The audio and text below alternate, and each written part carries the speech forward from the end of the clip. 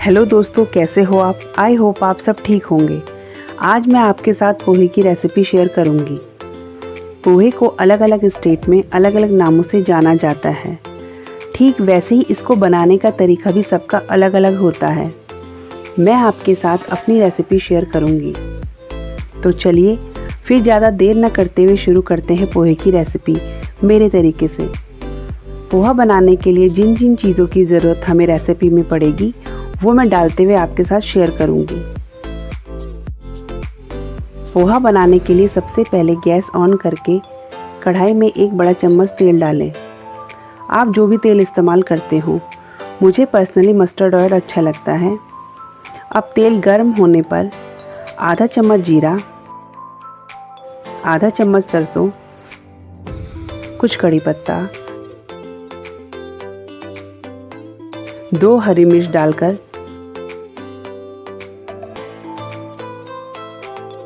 फिर 2 लंबे कटे प्याज डालकर मिलाएं।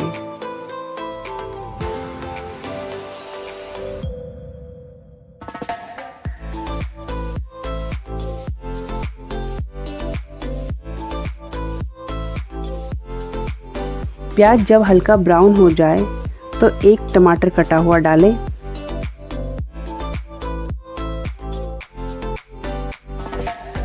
और साथ में आधा कटोरी मटर, यहाँ पर मैंने फ्रोज़न मटर ली हैं।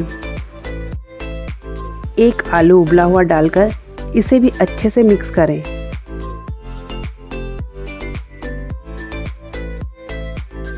अब इसमें नमक स्वादानुसार,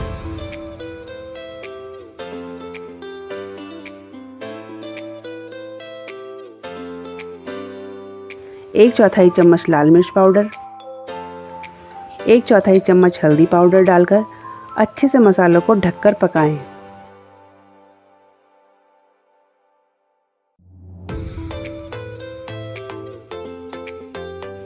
तब तक दूसरी तरफ हम 1 बाउल में 3 कप पोहा लेकर इसको छन्नी में धो लें।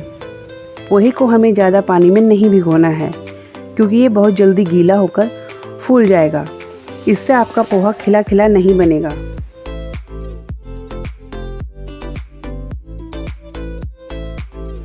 ये देखिए,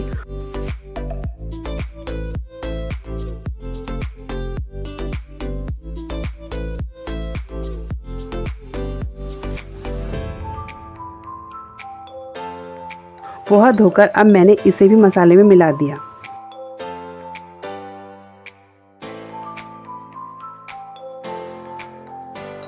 और 3 मिनट तक सिम गैस में पकाकर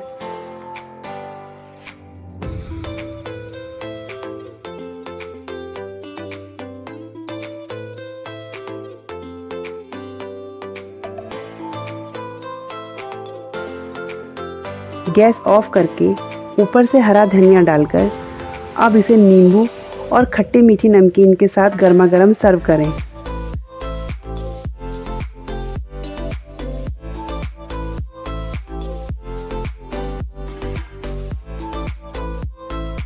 तो देखा आपने कि कैसे बहुत कम समय में ही ये टेस्टी पोहा बनकर तैयार हो गया।